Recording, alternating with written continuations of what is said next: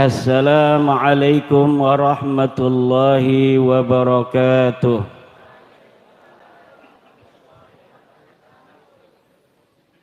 Belum kompak, ibu-ibu.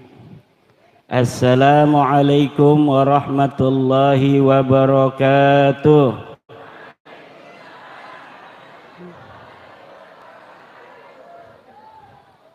Sudah lumayan, tapi belum kompak. Kompakan taman. Assalamualaikum warahmatullahi wabarakatuh.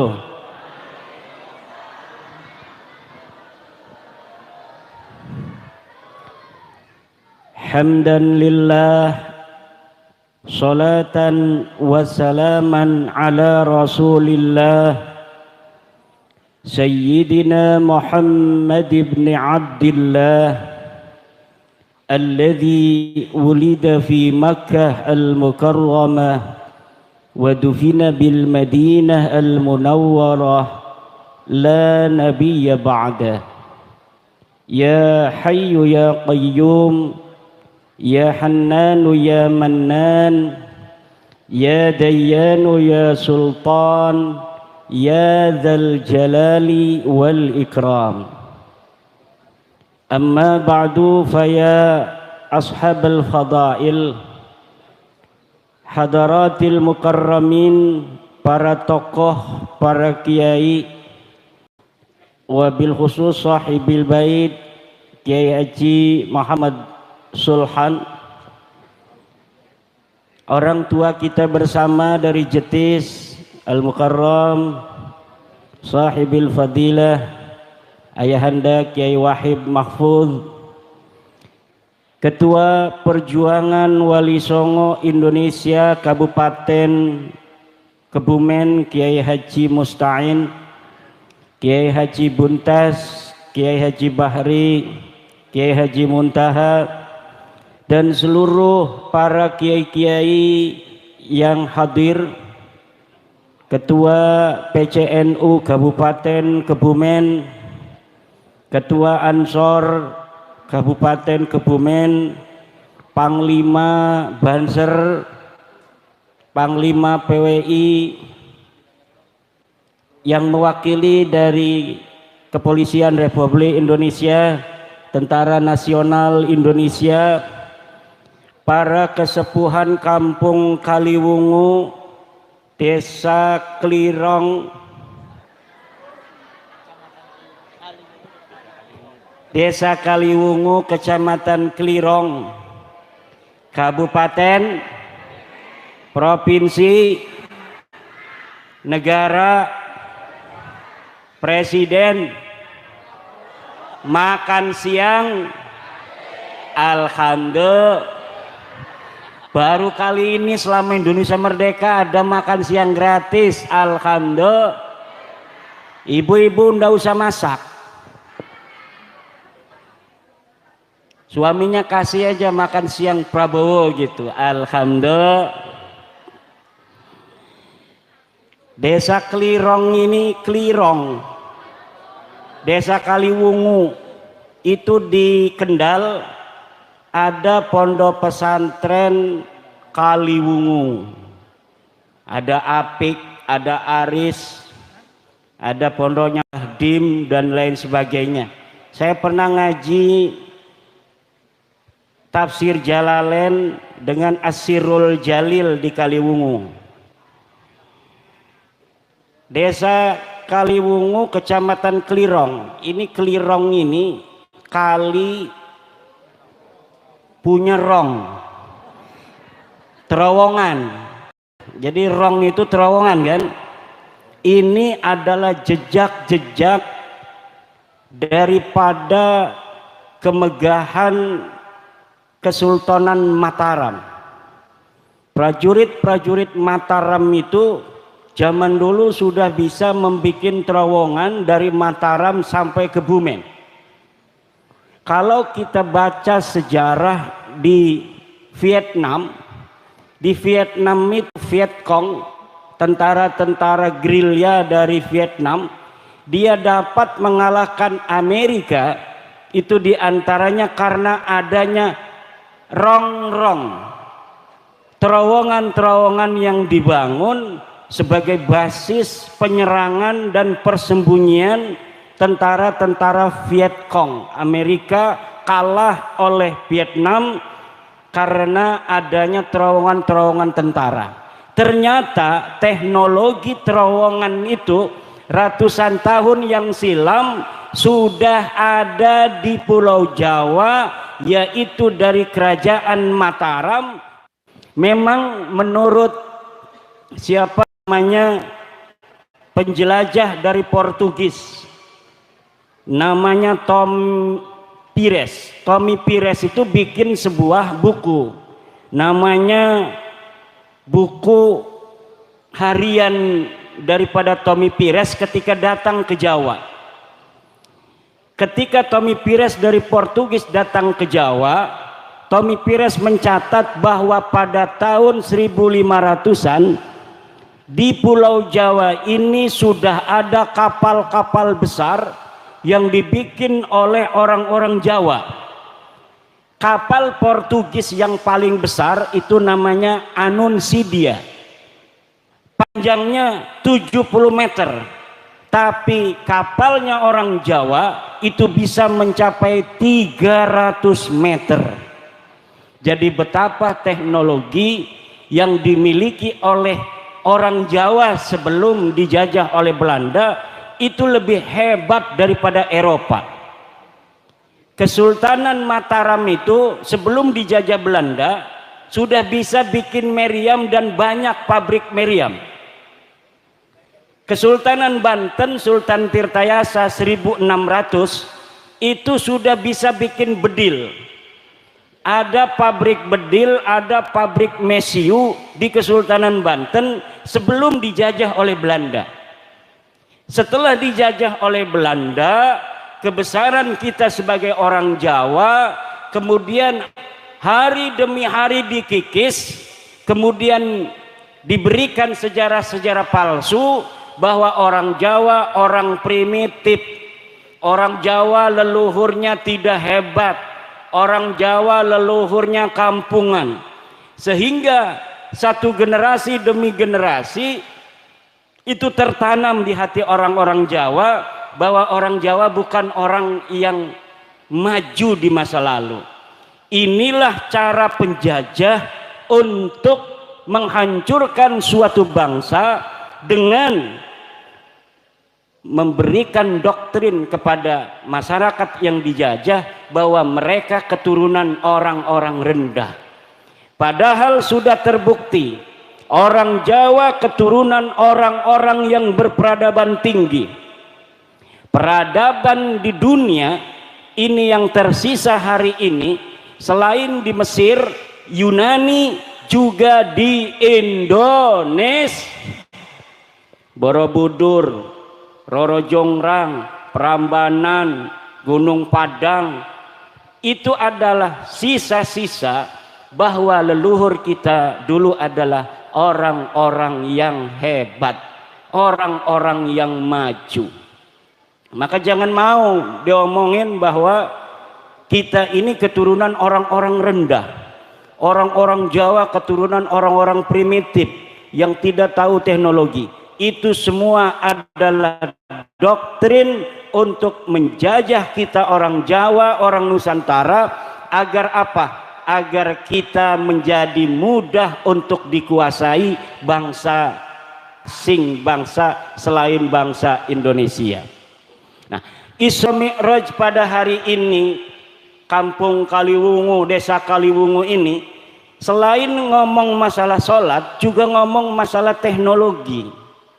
Karena Isra Mi'raj ini menjadi sebuah isyaratan teknologian bahwa dulu Nabi Muhammad ketika Isra Mi'raj itu kalau dipikirkan secara biasa, secara sederhana tidak mungkin orang dari Mekah menuju ke Palestina dalam waktu 1 malam. Dengan onta saja 1 bulan pergi, 1 bulan pulang. Kenapa ini 1 malam? Belum Mi'raj ke langit. pulang lagi sebelum subuh. Ini adalah tantangan teknologi bagi umat Islam, bahwa umat Islam tidak boleh ketinggalan teknologi. Sebelum Nabi Muhammad itu diisrokan, dibelah dadanya. Ini adalah tantangan kedokteran, bahwa manusia itu dadanya bisa dibelah tapi dia masih bisa tetap hidup. Yang sudah dibelah banyak itu perempuan tapi nggak isro-isro. Betul apa tidak? Kadang-kadang satu ibu-ibu dibelahnya 3 kali tapi nggak isro-isro. Mi'raj, mungkin Mi'raj itu artinya naik. Ya kalau Isra itu berjalan di waktu malam, tukang nyari kodok juga Isra itu lugatan. Kalau naik itu Mi'raj. Mi'raj itu asal makna lugawinya naik. Jadi setiap yang naik-naik itu adalah Mi'raj. Orang naik kelapa itu lagi Mi'raj. Naik motor itu namanya ibu-ibu Mi'raj. Isra Mi'raj. Subhanalladzi asra bi'abdihi laila minal masjidil haram ilal masjidil linuriyahu min ayatina innahu huwas sami'ul basir. Innahu huwas. Subhanalladzi asra, maha suci Allah yang telah memperjalankan hambanya. Hadaya dulu anna nabiyya urija bil jasadi war ruh li'anna Allah abbara bi abdi abdun ruhan wa jasadan. Jadi Nabi itu Isra Mi'rajnya ruh dan jasadnya, bukan hanya jasadnya saja, nggak ada ruhnya, orang mati itu mah. Bukan hanya ruhnya saja tanpa jasad, itu namanya orang ngimpi. Tetapi Isra Mi'raj itu ruhan wa jasadan, ruh dan jasadnya. Falidzalika abbara bi subhanallah. Subhanallah ini adalah menunjukkan hal yang besar. Kalaulah Nabi itu Isra Mi'rajnya hanyalah ngimpi, nggak usah pakai subhanallah. Wong saya juga pernah ngimpi, betul apa tidak? Kita adanya di Kebumen, ngimpi ke Jakarta. Itu aneh apa tidak? Tidak biasa. Tidak usah pakai subhanallah. Tapi karena Allah mengatakan subhanalladzi hadza yadullu ala anna qaunil mi'raj bil jasadi war ruh li'annahu amrun mustaghrab, amrun ajib, sesuatu yang aneh, sesuatu yang luar biasa. Falidzalika abbara bi subhanalladzi. Kalaulah mimpi nggak usah pakai subhana. Ini orang yang tidak percaya Isra Mi'raj ini jangan gegabah, hukumnya kafir, Bu. Kenapa? Karena dalilnya Isra itu qat'iyyud dilalah wa qat'iyul wurud. Qat'i hukumnya. Kalau Mi'raj itu hanya fasek. Orang yang tidak percaya Nabi Muhammad itu Mi'raj jasad dan ruhnya itu fasek. Tapi tidak percaya pada Mi'rajnya mutlaqan itu hukumnya kafir. Li'annahu sabitun bil ijma'. Sabitun bil ijma' wa man angkara ma sabata minad dini bil ijma'i fahuwa kafir. Orang yang tidak percaya adanya sesuatu yang telah tetap sahih dari agama, maka dia hukumnya kafir. Wal mi'raju sabitun bil ijma' bi annahu waqi' walakin ikhtalafal ulama fi annal mi'raja bil jasadi am bir ruhi ma'an. Qalatil mu'tazilah, kata orang Mu'tazilah, kalau Isra Mi'raj betul jasad dan ruh. Tapi kalau Mi'raj hanya ru'yah manamiyah, apa namanya? ru'yah manamiyah, ngimpi saja kalau mi'raj.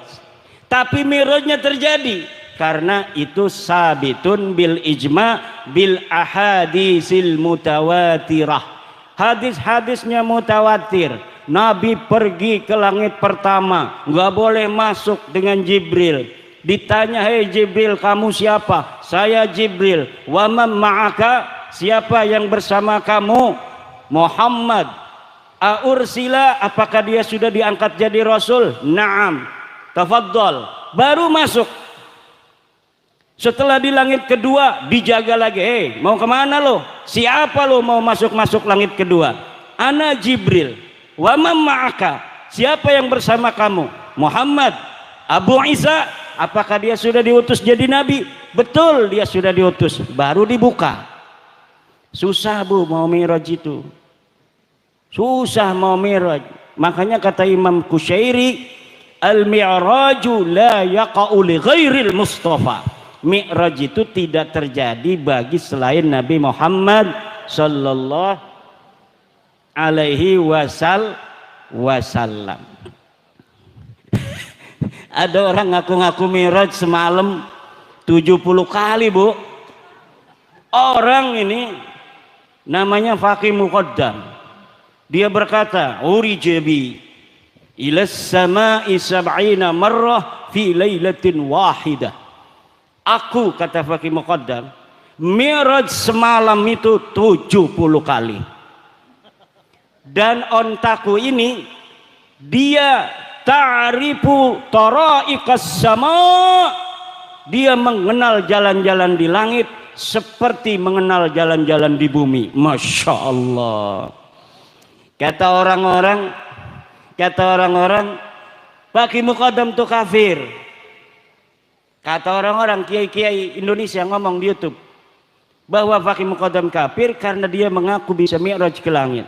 Karena orang yang mengaku mi'raj, menurut kitab Mbah Hashim Asy'ari, kitab Risalatul Mu'awanah, manidda'a annahu manidda'a mujalasatullah, manidda'a mujalasatallahi wal uruja ilaihi wa mukalamatahu kafir.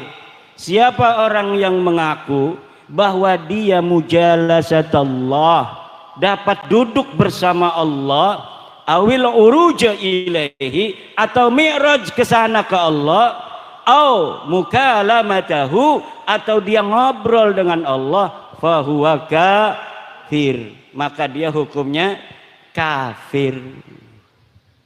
Kata pembela Balawi, yang kafir mah katanya kalau 3 dilakukan semua, mujalasatullah, uruj ilaihi, mukalamatahu. Kalau 1 doang mah enggak kafir karena pakai huruf atopnya waw. Kalau huruf atop waw katanya berarti semuanya harus dilaksanakan. Dia enggak ngaji alfiyah. Di alfiyah itu al-wawu li mutlaqil jam'i, mutlaqul jam'i wattifaqul fi'li. Jadi yang namanya huruf atop waw, ahwa mutaqaddimun, au huwa muqarinun, au huwa mutaakhir, itu pakai hurufnya waw. Bisa lebih dahulu, jaa zaidun wa amrun, itu mutlaqul jam'i, pokoknya datang ki Zaid dan ki Amr. Bisa ki Zaid dulu yang datang, bisa ki Amr dulu yang datang, bisa bareng-bareng datang. Kata pendukung Balawi, Faqih Muqaddam tidak kafir. Sama, dia nama tidak ada musamanya. Namanya dikarang di abad 9, keramatnya dikarang di abad 9, ceritanya dikarang di abad 9, dikatakan hidupnya tahun 653 Hijriah, digelati, dilihat di tahun 653 dalam kitab-kitab yang ada di tahun itu, banyak yang dikarang oleh para ulama, tidak ada di Tarim tahun 653 Hijriah dan sebelumnya, karena wafatnya 653. Itu ada seorang yang bernama Faqih Al-Muqaddam pernah hidup di Tarim. Jadi pengakuannya itu pengakuan yang dalam ilmu hadis disebut maudhu'un. Apa? Maudhu'un, palsu. sejarahnya palsu, ngaku turunan nabinya juga palsu. Ini apa maksudnya? Suruh minum. Masya Allah, baik sekali ini. Namanya Kang Mas Saipuddin. Sedulur dengan saya, Imaduddin Saifuddin. Tiangnya agama, pedangnya agama. Istrinya berapa dia? Masya Allah, kasihan amat. Hampir 2 nggak jadi. Ya, namanya masyarakat kan ikut pacamatnya. Kalau pacamatnya minas suja, maka masyarakatnya minas suja. Kalau camatnya minal khaifin warra'iyatu aula.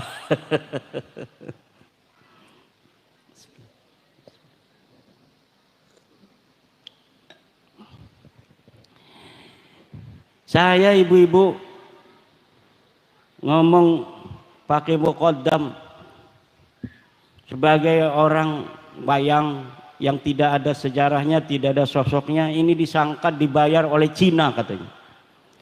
Ini Kiai Imad ini membatalkan nasab Balawi karena dibayar oleh Cina. Kata saya, urusannya apa Cina sama saya? Apa untungnya Cina itu sama batalnya nasab Balawi? Sekarang kan di Banten lagi ada proyeknya Pak Jokowi dulu, proyek strategis nasional, namanya PIK 2. Saya kan nggak ngomong, mau setuju, mau menerima, mau menolak, saya nggak ngomong. Itu banyak orang-orang yang musuh-musuh Pak Jokowi itu sekarang lagi menolak proyek strategis nasional PIK 2. Lalu karena saya diem aja, tuh lihat Kiai Imad, kalau nasab Habib aja dikejar, tapi adanya penjajah Cina katanya di Tangerang, Banten, dia diem saja. Aktivis-aktivis sudah menolak, tapi Kiai Imad diam saja. Itu tanda bahwa isu nasab ini dibayarin oleh Cina PIK 2 katanya. Bos, itu PIK 2 itu proyeknya Baklawi bos. Aguan itu orang Cina, tapi yang ngejalanin proyeknya itu Baklawi, namanya Mu'annas Al-Aidid. Dia Baklawi, dia Kabib. Kalau saya ngelihat Baklawinya saya langsung nolak. Tapi orang nolak, orang menerima itu harus tahu apa yang ditolak, harus tahu apa yang diterima. Jangan kita nggak ngerti apa-apa kita menerima, jangan kita nggak tahu apa-apa kita menolak. Saya nggak ngerti PIK 2 ini jenis kelaminnya apa, ini makhluk model apa ini PIK 2. Kenapa? Karena saya belum mendapat penjelasan sebenarnya seperti apa, proyeknya apa, manfaatnya apa, kerugiannya masyarakat apa kalau diterima. Kalau sudah ada ilmu koma bi an ilmu bi PIK wa PSN, baru kita boleh mengatakan menerima, boleh mengatakan menolak. Karena saya komisi fatwa, ketua komisi fatwa Majelis Ulama Indonesia Provinsi Banten, kemarin saya di SMS, Kiai hari Minggu tolong survei di PIK. Ini dari perintah MUI Banten. Nanti komisi fatwa yang menentukan secara maqasidus syariah apakah diterima ataukah tidak. Kata saya, buat apa kalau kita terjun ke lapangan tapi tidak tahu master plan-nya apa. Saya mohon dikirimkan dari PIK gimana, dari bapedanya gimana, dan alhamdulillah sudah dikirimkan baru kemarin di mobil. Saya baca, tinggal saya terjun ke lapangan, baru setelah kita tasawur. Nah, kita menentukan hukum itu harus tasawur. Al-hukmu bisyai'i far'un an tasawurihi. Menghukumi sesuatu adalah cabang dari tasawurnya. Kalau kita menghukumi sesuatu, menerima atau menolak, tanpa tahu tasawurnya, maka itu orang gendeng. Tasawurnya dulu, tasdiknya dulu, lalu bagaimana manfaatnya, madaratnya kita timbang secara maqasidus syariah, baru kita menentukan sikap. Tapi banyak orang yang kesusu, belum apa-apa menerima, belum apa-apa menolak. Lah harus ditimbang. Setiap proyek yang dijalankan oleh negara pasti tujuannya kesejahteraan rakyat, Bu. Kalaupun ada di bawah itu hal-hal yang tidak sesuai dengan aturan, itu teknis lapangan, harus diselesaikan secara lapangan. Nah, kalau misalnya harus menunggu secara konvensional, itu Banten Utara yang sekarang mau dibangun itu kalau ngandalin Pemda kabupaten, itu mungkin 100 tahun lagi baru bisa dibangun. Makanya ibu-ibu, kalau ada pembangunan dari pemerintah, terima dulu, nanti dilihat madarat manfaatnya, jangan nolak aja, nanti nggak maju-maju. Pak Camat mau bikin jalan, nih apa nih tujuan Pak Camat, kita tolak karena mungkin Pak Camat ini mau nyari untung. Jangan begitu, maslahatnya buat rakyat, maslahatnya buat masyarakat. Jadi sekali lagi, bahas nasab ini bukan karena sesuatu hal di lain kita. Ini adalah intern Nahdlatul Ulama. Karena yang masih percaya Habib putune Nabi ku ya cuma NU. Wong liyan mau wis ora percaya Habib iku putune Nabi sing jaman bengen. Muhammadiyah iku ora percaya Habib putune Nabi sing bengen. Makanya Muhammadiyah sugih 300 triliun duwe tega. Muhammadiyah duitnya 300 triliun Bapak. Al-Irsyad orangnya sekarang intelek. Kenapa Al-Irsyad itu intelek, kaya? Karena mereka sing bengen wis ora percaya Habib putune Nabi. Lah wong NU masih makenen bae. Nang apa? Duitnya kaken didawir. Fenomena uang ngaku putune Nabi tapi akhlake adoh karo Kanjeng Nabi ku dadi bingung. Lah lamun kita ngedeleng gus-gus ki ya, anaknya kiai akhlaknya kayak kiai, tawadu, ngajine gewakel, sampai diajarine kedudu nang abae dilempar ning pondok sejen. Supaya apa dilempar ning pondok sejen? Supaya ngerasani premen dadi santri, mangan asal anak, turu asal turu, ngising asal ngising. Iku santri. Lah anak kiai didokoni pondok sejen niku supaya ngerasani ari ilmu mah kiai negake ilmune, tetapi dudu hanya ilmu. Adoh saring wong tua niku membentuk karakter, adoh karo wong tua membentuk kemandirian. Weruh artine anane wong tua iku berharga lamun anak kita wis mondok, Bu. Kalau anak kita dipondokin, dia akan merasa bahwa orang tua itu penting. Kikang Saipuddin bolak-balik melulu, rabi masih ci, remen Mbak, hampir 2 aja rabi nih kini ngarep ki. Iya rabi nih ya, ndi rabi nih Kang Saipuddin. Hati-hati dua laki ganteng makenen ki aja dilepas mekonon baik. Kalau mau narap nih Banten maning kudu dibaturi, bukan kecantolong Banten.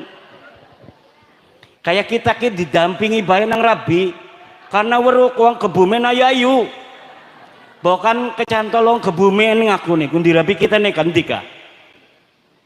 Alhamdulillah berarti disayangi nang rabi, dudu rabi watir, dudu disayang.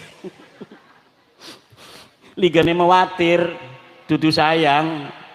Ibu bapak hadirin ma'asyiral muslimin rahimakumullah. Karena orang NU ini percaya dengan adanya keturunan Nabi, bahwa turunan Nabi ila yaumil qiyamah ada. turunan Nabi walaupun dari jalur Siti Fatimah perempuan, bagi kita Nahdlatul Ulama itu tetap dianggap keturunan Nabi. Sampai kiamat nanti Imam Mahdi akan muncul dari keturunan Siti Fatimah radhiyallahu anha. Engkau bu kiamat ku anak perang besar. Wong Banten, wong Kebumen jadi siji di bawah bendera Imam Mahdi. Siapa namanya? Imam Mahdi. Iki putune Kanjeng Nabi. Arane Muhammad, abahe Abdullah, lahir ning akhir zaman, perang ngelawan orang-orang kafir di bawah bendera la ilaha illallah Muhammadur Rasulullah. Iki yang akan menjadi panglimanya adalah cucu Nabi asli pakai sod. Makanya kalau sekarang ini bu, kita biarkan orang-orang yang bukan turunan Nabi ngaku-ngaku putune Nabi, iki bahaya. Karena engkone anak uang ngaku-ngaku Imam Mahdi palsu, ngaku Imam Mahdi padahal duduk Imam Mahdi. Darane ngajak ning surga, ligane ngajak ning neraka. Bahaya. Maka wajib yang bagi likulli ahadin ayyakuna lahu ghiratun fi hadan nasabi syarifi hatta la yantasiba ilai ahadun illa bihaqqin. Qalahu Ibnu Hajar Al-Haytami. Wajib yang bagi bima'nal wujub, wajib bagi siapa saja untuk mempunyai kecemburuan akan nasabnya baginda Nabi, sehingga tidak ada yang berani ngaku-ngaku putune Nabi illa bihaqqin, kecuali dengan hak. Apa maksud illa bihaqqin? Pertama, harus bisa dibuktikan secara ilmu nasab. Coba deke ngaku aran-arane putune Nabi ku sapa-sapa. Oh je Pulan bin Pulan bin Pulan bin Pulan. Analakan ing kitabe. Wah, iki kabib-kabib wis tak teliti bu. Lakan ing kitab-kitabe ngaku putune Nabi ning Indonesia. Dheweke teka 100 tahun sing wingi ngaku ning Indonesia teka iku putune Kanjeng Nabi. Wong Indonesia ngormati. Duwe ayam siji dinekno. Duwe wedhus siji dinekno, duwe rabi kadang-kadang dinekno. Nah, untuk bila ligane barang diteliti dudu putune Nabi. Dudu putune Nabi. Iki wis tak teliti-telitian taman bahwa kabib-kabib iku bin Syihab bin Semit, Topik Segap, Lutfi bin Yahya iku dudu putune Kanjeng Nabi, putune Ubed arane. Mang Ubed iku digelati ning sejarah laka arane laka uwong. Laka arane laka uwong. Katanya mengaku dia hidup 383 Hijriah. Ngaku dadi putune dadi anake Ahmad bin Isa. Ahmad bin Isa iki putune Kanjeng Nabi asli. Ana ning kitab Tahdhibul Ansab nulis anake Isa bin Muhammad arane iku apa Ahmad bin Isa. Iki putune Nabi asli. Nah, kemudian si kabib-kabib iki ngakune putune Ahmad bin Isa iki saking anake sing arane Ubed. Lah Ubed iki kita gelati ning kitab-kitabe iku laka anake Ahmad bin Isa arane Ubed. Ahmad bin Isa putune Kanjeng Nabi asli iki duwe anake cuma telu, Muhammad, Ali karo Kusen. Ora ono sing anane Ubed. Lah Ubed iki anake sapa? Ya dudu anake sapa-sapa wong-wonge gelak aja. Uli nulis-nulis doang. Sikiki misale ana wong pengen ngaku putune Sunan Gunung Jati. Arane Saifuddin, misal. Contoh doang. Arane Saifuddin, cuma deke inget aran abai doang. Abai emang Saifuddin ku sopo? Misalnya Sahrudin ya. Saifuddin bin Sahrudin. Kan Sunan Gunung Jati 500 tahun sing wingi. Lah orang urus siapa-siapa diukur nang deke otaknya cerdas. Lamun zaman siki sampai Sunan Gunung Jati tahun 1570 berarti kuduana aran wong 20. Lah deke ora kawang siji-sijine tulis pe uli ngarang Saifuddin bin Sarudin bin Samsuddin bin Nasruddin bin Jalaluddin bin Khairuddin sampai bin Sunan Gunung Jati, tidak berdasarkan cerita sejarah yang asli, tidak berdasarkan kitab nasab. Ora takon-takon wong Banten premen nasabe wong Banten, ora takon-takon wong Cirebon premen nasabe wong Cirebon ning Sunan Gunung Jati. Barang diakuraken wong Cirebon Sunan Gunung Jati duwe anak pasarean sing duwe keturunan ning Cirebon, ning Banten arane Hasanuddin, laka arane Saifuddin. Iki mang jere mang Saifuddin si kiki ngakuni Sunan Gunung Jati deke Saifuddin bin Binanu bin Saifuddin maning bin Sunan Gunung Jati. Pas diteliti kepada manuskrip asli yang ada pada tahun 1500 Masehi, Sunan Gunung Jati dua anaknya lanang roro ning Cirebon siji sing duwe keturunan arane Pasarean nurunaken keluarga buntet Gus Abbas ketua umum PWILS, ning Banten nurunaken Maulana Hasanuddin dua keturunan para raja-raja Banten. Laka anak Sunan Gunung Jati arane Saifuddin. Lah iki kira-kira diterima ta boten ku? Mang Saifuddin ngaku putune Kanjeng Nabi, putune Sunan Gunung Jati setelah 550 tahun dari hidupnya Sunan Gunung Jati.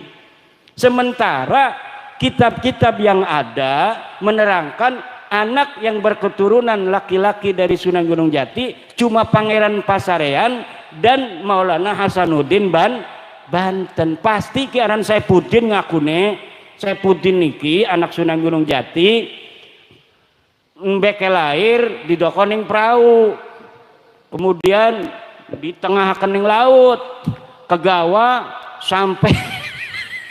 sampai kali manjing ning Kebumen, terus barang wis manjing ning Kebumen dijukut nang wong Kaliwungu ko makame digawe nang Kang Saifuddin makame ning Kaliwungu, makam Pangeran Saifuddin bin Sunan Gunung Jati Syarif Hidayatullah. Ya wong ari sing bloon mah percaya banget. Wih jere wong-wong lian sing ora percaya, wah iki palsu iki aja suudon ning wong Islam kudu husnudon. Wis dipercaya be menawi teh bener, bukan duraka kewalat sirah ning Mang Saifuddin. Lah siki ge makonon, Bu. Saya bawa dalil nih bahwa pengakuan KB Balawi sing ngaku putune Nabi itu palsu. Deke ngaku ning tahun 895 mulai ditulis oleh Ali Asakron. Ali Asakron iki buyute Kabib Sihab segala macam iku, Kabib Rijik, Kabib Bakar kayak iku buyute arane Ali Asakron nulis kitab putune Nabi tahun pira 895 Hijriah. Tahun 895 Hijriah merenekakan kuis pirang tahun 500 tahun Bu wis ngakune. Bener ora pengakuan tahun 895 ki? Bener ngakune ku. Kitabnya sampai sekarang bisa dibaca. Kitab Al-Burqatul Musyiqqah karangan Ali Asakron. Nah, sebelumnya ini di tahun-tahun 895 iki akeh kitab nasab sing wis ditulis. Anak putune Nabi ku kitabe wis ditulis sing abad keloro Hijriah. Abnaul Imam fi Misra Wassam abad keloro Hijriah. Ditulis Ibrahim Toba tahun 199 Hijriah. Nasabu Quraisy abad keempat. Siri Silsilatil Alawiyah abad keempat. Tahdibul Ansab abad kelima. Muntaqilatut Talibiyah abad kelima. Al-Majdi abad kelima. Sajarah Mubarakah abad ke-6, Al-Asili abad ke-7, Al-Fahri abad ke-7, As-Sabatul Musan abad ke-8, Umdatul Talib As-Sugra, Umdatul Talib Al-Kubra abad ke-9. Dari mulai abad ke-9 sampai abad ke-3 ke-4 itu tidak ada Ahmad bin Isa ditulis punya anak namanya Ubed. Makanya mereka tidak bisa jawab sampai sekarang karena saya punya kitabnya. Kitab akeh, deke orang dua kitab. Ngadu-ngadune kula diadu karo Senawawi. Senawawi telah berkata di dalam kitabnya. Senawawiku anaknya Kiai Umar. Kiai Umar iku wong tenara karo kresek iku parak Bu, tetangga. Ngajine ning ponakan buyut kula arane Kiai Ayib. Kiai Umar ngaji ning Kiai Ayib. Syekh Nawawi digawa-gawa sing cilik melik pinter luwih. Kiai Ayib ngajine Bidayatul Hidayah. Nyeluke Bidayatul Hidayah. Dimarahin nang Syekh Nawawi masih cilik, wis ngaji amil. Jere Syekh Nawawi ning Kiai Umar, "Bah, gurune abahku goblok je." Nah ngapa tatong diarani goblok iku Kiai Ayib? Karena deke maca Bidayatul Hidayah. Harus sebah dibacanya Bidayatil Hidayah karena anak huruf jerbe. Karena mereka ngaji amil an-naul awwalu hurufun tajurrul isma faqat wa hiya al-ba'u wa min wa ilaka. Al-ba'u iki huruf jer. Setiap kalimat kependak B wajib dibaca jer. Bil madrasati, orang uli dibaca bil madrasatu. Iku diajari nang abae. Senawawi diajari nang abae mekonon lagi ngaji amil. Barang gurune abae maca Bidayatul Hidayah disalahna. Ngakunya orang bisa aja gurune abahku. Laporan Kiai Umar ning Kiai Ayib. Kiai Ayib kong kresek. Jere Kiai Umar, Yai Nawawi kijeng nyalahaken Yai, nyalahaken premen. Ngakune Yai ku salah macane Bidayatul Hidayah, kudune Bidayatil Hidayah. Jere Kiai Ayib iki bakal pintere luwih ki anak kira ki. Pondokaken masih cilik ya. Dipondokaken ning Kiai Sahal. Ki Sahal iku anane ning Lopang Serang. Kisah haliki misanan malih kelawan Kiai Ayib. Iki Kiai Sahal punya murid Syekh Nawawi sekaligus ponakannya. Karena adiknya Kiai Sahal itu namanya Zubaidah adalah ibu daripada Syekh Nawawi Tanara Al-Bantani. Akhirnya apa? Mondok 5 tahun ning Serang langsung pengen ngaji ning Mekah. Pinter luwih Syekh Nawawi. Umurnya mbeke 15 tahun lebih iku wis pengen di Mekah. Syekh Nawawi tenara. Wong Kebumen mondok ning Ploso baik rasane adoh. Mondok ning Ploso adoh je mondok ning Ploso. Lah wong bengen mah mondok ning Mekah, Bu. Pada ning Mekah tahun 1945 sejak merdeka ku. Wong Banten wis ora pada mondok ning Mekah. Lemahune mah pada di Mekah. Sing barang tahun 1634 wong kresek iku mondok di Mekah. Buyut kula 1634 iku saneng di Mekah. Kita masih ana ning Perpusnas. Arane Al-Mawahib Ar-Rabbaniyah lil As'ila Al-Jawiyah. Iku ditulis oleh buyut kula. Tapi duduk karangan dewe. Kitabnya karangan Ibnu Allan. Ibnu Allan mufti Mekah tahun 1634. Uangnya orang duit, tetapi jadi kaya raya. Kenapa? Karena sing mondok putune raja, putune sultan. Ngamplope dudu ngamplop duit. Apa ngamplope? Ngamplope berlian. Kenapa? Karena Banten zaman bengen niku kaya raya, Bu. Orang kayak Siki. Siki provinsi Banten jadi termiskin se-Indonesia. Bengene itu terkaya se-Indonesia. Coba lihat di Inggris. Puisi-puisi Inggris tahun 1500-1600 itu selalu berbicara tentang negeri emas di Nusantara, apa namanya? Banten. Tetapi sekarang coba termiskin di Indonesia, di antaranya anak Banten nih kono iku. Allah Allah. Ibnu Alan mondok, sing mondok iku Sultan Abul Ma'ali Ahmad karo buyut kula Arya Wangsakara. Mondok ning Mekah 4 tahun. Entas mondok ning Mekah balik. Iya balik entas mondok ning Mekah ngegawa kitab, ngegawa bendera Nabi Ibrahim. Kemudian apa arane ku maning kitab tasawuf Insan Kamil dan lain sebagainya. Zaman bengen wong Banten tahun 1634 wis ngaji kitab Insan Kamil karya Al-Jaili. Iku tasawuf falsafi. Makanya akeh sing rada halu-halu pengen jadi wali-wali melulu. Karena ngajine wis kitab tasawuf jaman bengen iku. Pengen jadi wali, pengen tapa. Raja-raja Banten lamun masih ngisi tiap dina iku or dianggap nang abae. Ke qadaul hajatnya itu 15 hari sekali. Kenapa? Karena jarang makan. Barang anak putune pada lemu kabeh. Buyut-buyute bengen dadi raja iku diperhatikaken karena anak telik sandi sing tukang merhatikaken iki anak-anak raja. Siapa sing tukang ning kamar mandi? Lamun sing tukang ning kamar mandi berarti tukang mangan, tukang nginum. Nah, iku Sultan Maulana Hasanuddin 15 hari sekali masuk kamar mandi nih. Masya Allah. Maulana Yusuf masih mengkonon. Maulana Muhammad Nasruddin masih mengkonon. Masih nom mati tapi dia kema perang mati nih Palembang.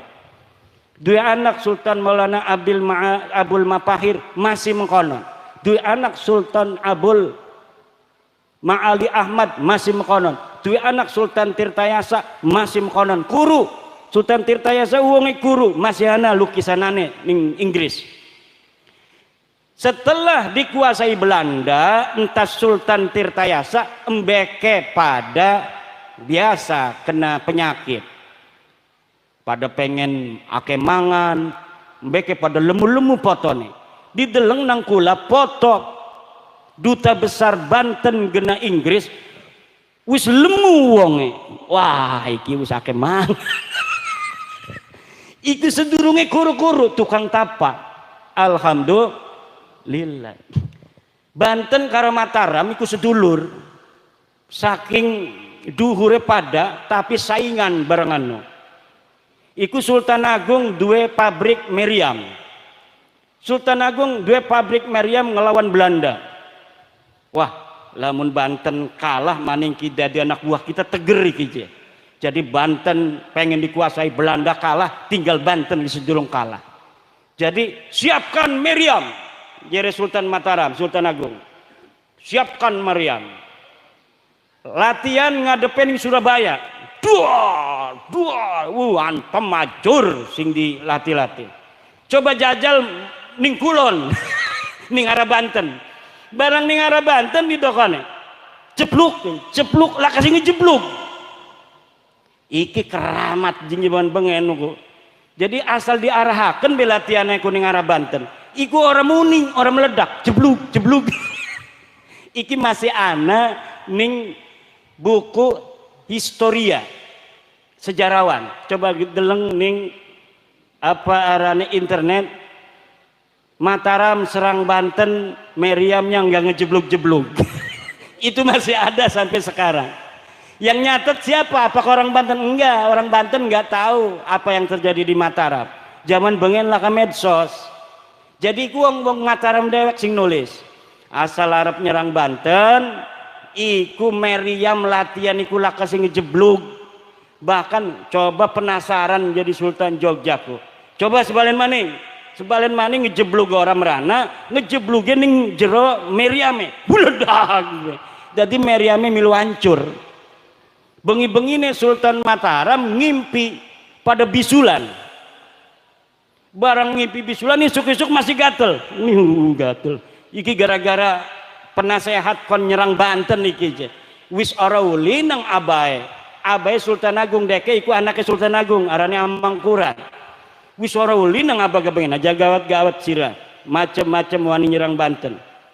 Wis diantepakan we Banten memekononku bae. Barang anake mus kalah Belandaku, Banten gak kudu kalah ya. Akhirnya pada ngimpi ora bagus sampai ngimpi bisulan barang dikrowek tangi-tangi masih gatel ya. Lah iki persahabatan zaman bengen antara Banten karo Mataram. Sampai sekarang kudu sedulur bae wong sedulur ya kudu sedulur. Aja kadang-kadang hawak. Wih, lamun kabeh mah teger ki dikuasai ya. Aja macam-macam iku. Ibu bapak hadirin ma'asyiral muslimin rahimakumullah. Dalaman jam 12. Kulane ayun wenten acara malih adoh ning daerah Jawa Barat ning gunung. Dados perjalanannya iku 8 jam yai. Jadi nanti nggak mampir lagi yai ke Jetis. Habis ceramah ini karena tadi udah makan dulu akan langsung menuju ke Jawa Barat ning gunung supaya kita sebagai warga NU iki pada paham kabeh bahwa Habib iki ditutupi Nabi. Lamun wis paham kita ora bisa ditipu. Kadang duit 200.000 teka Habib yai minta uang buat haul. Rabi mah nginte be marah-marah. Awas dinekakan tabok ya, awas dinekakan tabok. Ligane kiai mah karena hatine alus, dinekakan bae wis rabi marah-marah setan doang rabi ki. Ora demen ning putune Rasul ya. Siki mah menawi ora bisa maning dikononakenku. Wah anak kiai dijaluki 40 juta iku ning Purbalingga ning Banyumas. Dijaluki 40 juta dinekno. Bareng teka maning wis ana kajian kula bahwa Habib dudu putune Nabi ngejaluk 40 juta maning dheweke pura-pura edan. Kiai neko. Kiai Imad pahlawanku, Kiai Imad pahlawanku. Dadine liki sapa Habib kabur stres di wong iki ya. Ya iku daripada 40 juta hilang lebih baik kedeleng stres. Makanya ibu-ibu lan bapak-bapak insya Allah kajian ilmiah iki senajan sebenarnya iki kajian ilmiah ora perlu ana pengawalan daripada laskar-laskar karena kajian ilmiah itu kalau sudah jadi kajian ilmiah sebenarnya ya sudah, tetapi ini ada aksiologis kaitan kemanfaatan dengan masyarakat di mana sebuah kajian memiliki relasi kepentingan masyarakat di mana sebuah pengakuan cucu Nabi ini berkaitan dengan hal-hal spiritual. Orang kalau sudah ada orang ngaku cucunya Nabi, maka orang yang merasa umatnya Nabi Muhammad akan terdorong untuk mengabdi, terdorong untuk menghormati, mentakzimi. Nah, dari pengakuan ini oleh sebagian orang dimanfaatkan untuk memeras, untuk membohongi, untuk mengeksplorasi, untuk menguasai dan lain sebagainya. Sejarah dipalsukakan meneng bae lah kasing wani. Wis weruning desane iku laka Mbah bin Yahya. Tiba-tiba ana sing ngomong iki ning kene ana makame bin Yahya. Lah kasing wani kiai ne gawut dining putune Kanjeng Nabi. Kawin karo sapa mrene iku digawa sapa. Lamun laka sejarah mekonon wis iku berarti makam palsu. Apa tujuanane? Tujuannya deke supaya diaku nang wong kono. Engkone wong konone ngerasa oh iki ki bengen sing mendirikan kampung kita. Karena ku diucapaken ning konone Umar bin Yahya wafat tahun 1500. Sedang siki wis 2025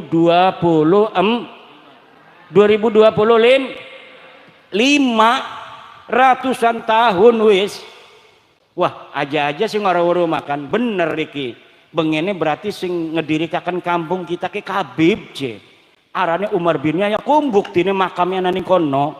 Jadi barang teka wong ngaku putune Umar bin Yahya iki, wah tuh wong kampung Kaliwungu pada ngormati kabeh. Ikilah pendiri daripada kampung kita KJ, anak putuneku dihormati. Ana sing mai lepet, ana sing mai sintrong, ana sing mai duren, ana sing mai duit, ana sing wis segala-gala. Balik dheweke, "Hoi, mobil penuh, alhamdulillah." Ku supaya makanan ku bu nipu-nipuneku. Sedang wong Jawa iki diajarine tata krama, terima kasih ning wong sing wis pernah berjasa. Man lam yaskurin nasa lam yaskurillah. Orang yang tidak bersyukur kepada manusia, dia tidak bersyukur kepada Allah. Jadine wong kita kene mah nang apa wong baik-baik iku sing nyaman bengen abae, anake dihormati karena ngerasa terima kasih ning abatuane bengen. Nang apa anak-anak kiai gampang dihormati nang para wong desa karena inget abae bengen. Gitu badan. Nah, siki anak wong ngaku putune nabi, komo pisan wong anak kiai be dihormati komo ngaku putune Kanjeng Nabi. Lah lamun wonge bener putune nabi izin, ketika dia ketahuan cucunya nabi dia malu, menyembunyikan diri, enggak ngaku-ngaku. Lamun putu asli ciri-cirine makonon. Lamun putu palsu mbek keteka assalamualaikum. Ana Ali bin Husain bin Yahya, ana min dzurriyyati Rasul, ana min ahli bait, ana mau haul, ana akan ngundang para ulama habaib. Biasanya habisnya 40 sapi, 500 kambing. Udah, kiai sapi aja 2, kiai sapi aja 2. Kalau kiainya model saya yang nggak punya duit aman. Tapi kalau kiainya model Kiai Wahib yang banyak duitnya, waduh, sapi minimal mintanya 2, 1 dikasih itu. Gitu betul. Kalau datang ke saya yang nggak punya duit ya susah. Tapi kalau kiainya yang punya duit, mahabbah kepada nabinya tinggi, gampang dibohongi, gampang tipu. Bapak Camat pengen naik jadi bupati. Insya Allah tidak pakai partai lagi, nanti akan jadi bupati. Kata Pak Camat, goblok lo, orang jadi bupati harus punya partai. Katanya nggak usah, nanti akan jadi bupati sendiri, paling jadi PJ itu. Tapi ada maharnya Pak Camat. Maharnya itu cukuplah kalia, karena bupati paling kalia. Tapi kalau presiden mau nyalon presiden datang kepada cucu Nabi, Allah, masya Allah, alhamdulillah, khair. Alphard, mintanya Alphard itu kalau calon presiden begitu. Tapi kalau calon lurah ya biasalah motor Honda gitu. HP kalau pengen jadi RT itu. Ya jadi yang model-model begini yang tidak baiknya insya Allah dengan adanya kajian ini orang-orang baiknya juga ada dari mereka. Tapi banyak yang gak baik begini yang keliling-keliling ini nanti tidak akan ada jalan lagi untuk menipu masyarakat wabil khusus Nahdlatul Ulama. Karena kalau orang Muhammadiyah wis ora percaya sing bengen makanya sugi-sugi. Wong Ali Irsyad ora percaya, wong HTI ku ora percaya, wong PKS ku ora percaya senajan sikine baturan kayak kuma kepentingan politik, atine mah dek ora percaya. Tapi wong NU senajan sejen pilihan presidene, senajan sejen partai, lamun ana wong aku turunan Nabi, iku pasti dihormati. Kenapa? Karena cinta kepada baginda Nabi. Oleh karena itu kita harus semuanya mempunyai kepedulian, ustadznya di kampung, kiainya, pemudanya, ansornya, MWC-nya, untuk memberi kesadaran pada masyarakat. Jangan mudah percaya pada orang-orang yang mengaku cucunya Nabi. Takoni lamun deke ngaku putune Nabi, haplogrupnya apa? Kalau bilang haplogrupnya J1, kemungkinan besar cucu Nabi. Tapi Kabib iki wis dites DNA, iku haplogrupe G. Iku wong India. Wong India pindahan sing Kaukasus, pindah sing Kaukasus ning India, pindah ning Oman ning Mirbat, pindah ning Yaman. Iku dudu wong Yaman acan, dudu wong Arab acan, wong endi? Wong India. Makane Najwa Shihab wis dites DNA deleng ning internet, hasil DNA Najwa Shihab iku 48% mitokondrianya itu berasal dari India, dudu wong Arab. Mudah-mudahan barokah semua orang Kaliwungu sama Allah Subhanahu wa taala diangkat derajatnya. Sugi kabeh anaknya jadi kiai, jadi presiden, nambah kabeh rabine, amin. Terutama Kang Saifuddin. Rabine marah aja digaweni duren kiai mokonon kucing. Ibu bapak hadirin masyaallah muslimin rahimakumullah, nuhun para kiai, mohon maaf bercanda-bercandanya karena kita ngerasani dudu wong liyan karo wong Kebumen ngomongnya mirip karo wong Jawa ning Banten. Semoga tali persaudaraan ini tidak akan selesai sampai terus ila yaumil qiyamah. Bangsa Indonesia semuanya barokah dengan negara Pancasila dan Nahdlatul Ulama.